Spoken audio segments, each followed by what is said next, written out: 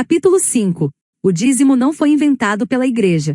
O dízimo e as ofertas são temas recorrentes e significativos na fé cristã, práticas que carregam um profundo simbolismo e uma longa história de devoção e obediência a Deus. Para entender sua relevância e origem, é importante olhar para como essas ofertas eram realizadas no passado e como foram incorporadas na vida dos crentes ao longo dos séculos. Os israelitas, como o primeiro povo a crer no Deus único, desde os tempos antigos integraram à sua vida a prática de agradecer a Deus por todas as bênçãos recebidas, devolvendo a Ele uma parte de seus bens. O dízimo consistia em oferecer a 10ª parte de suas posses, como colheitas e animais, para a manutenção do templo e o sustento dos necessitados, incluindo órfãos, viúvas, doentes, estrangeiros e sacerdotes.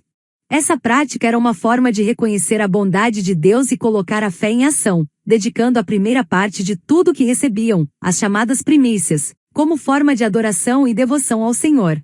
Os dízimos sempre foram considerados como pertencentes a Deus, uma parte sagrada que devia ser devolvida como reconhecimento por todas as bênçãos recebidas. Em Levítico, no capítulo 27 e versículo 30, está escrito: Todos os dízimos da terra, tanto das sementes da terra como dos frutos das árvores, são do Senhor, são santos ao Senhor.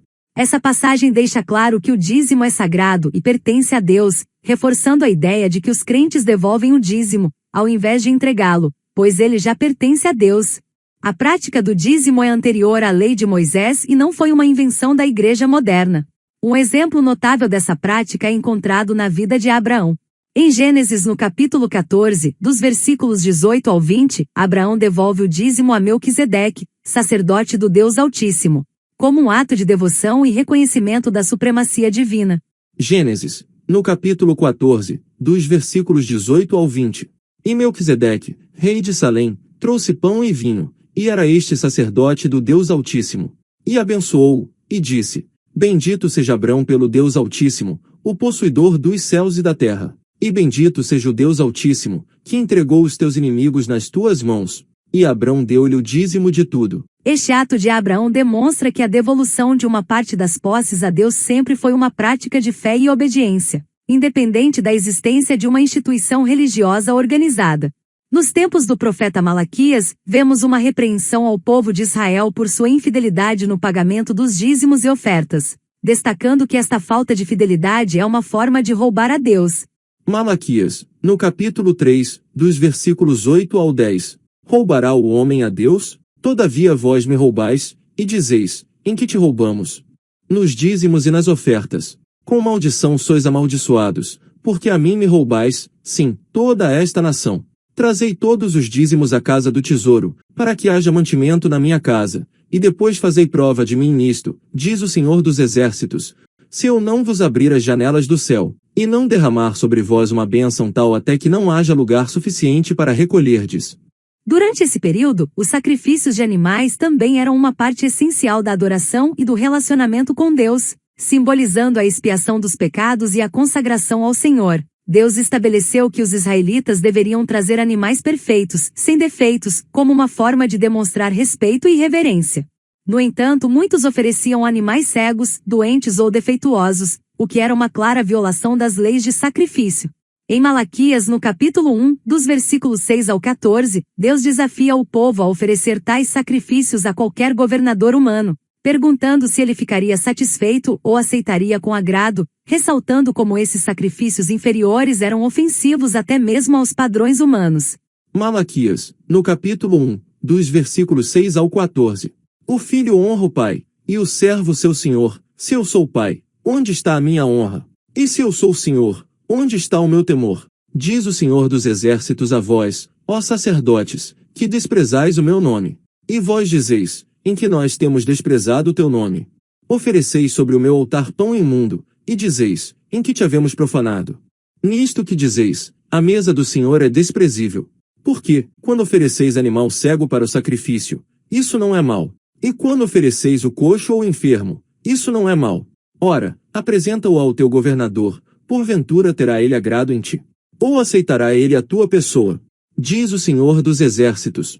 Agora, pois, eu suplico, pedi a Deus, que ele seja misericordioso conosco. Isto veio das vossas mãos, aceitará ele a vossa pessoa? diz o Senhor dos Exércitos. Quem há também entre vós que feche as portas por nada, e não acenda debalde o fogo do meu altar? Eu não tenho prazer em vós, diz o Senhor dos Exércitos, nem aceitarei oferta da vossa mão. Mas desde o nascente do sol até ao poente é grande entre os gentios o meu nome, e em todo lugar se oferecerá ao meu nome incenso, e uma oferta pura, porque o meu nome é grande entre os gentios, diz o Senhor dos Exércitos. Mas vós o profanais, quando dizeis, a mesa do Senhor é impura, e o seu produto, isto é, a sua comida é desprezível. E dizeis ainda, eis aqui, que canseira, e o lançastes ao desprezo, diz o Senhor dos Exércitos. Vós ofereceis o que foi roubado, e o coxo e o enfermo, assim trazeis a oferta. Aceitaria eu isso de vossa mão? Diz o Senhor. Pois seja maldito o enganador que, tendo macho no seu rebanho, promete e oferece ao Senhor o que tem mácula, porque eu sou grande rei, diz o Senhor dos Exércitos, o meu nome é temível entre os gentios. Esses sacrifícios de animais no Antigo Testamento apontavam para o sacrifício perfeito de Jesus Cristo no Novo Testamento. Enquanto os sacrifícios de animais ofereciam uma expiação temporária, o sacrifício de Jesus foi completo e definitivo, proporcionando redenção eterna. Jesus, o Cordeiro de Deus, se entregou uma vez por todas pelos pecados da humanidade, cumprindo e ultrapassando os rituais do Antigo Testamento. O ato de devolver o dízimo não deve ser visto como uma obrigação imposta por alguma igreja, mas sim como uma forma de honrar a Deus e participar ativamente de sua obra.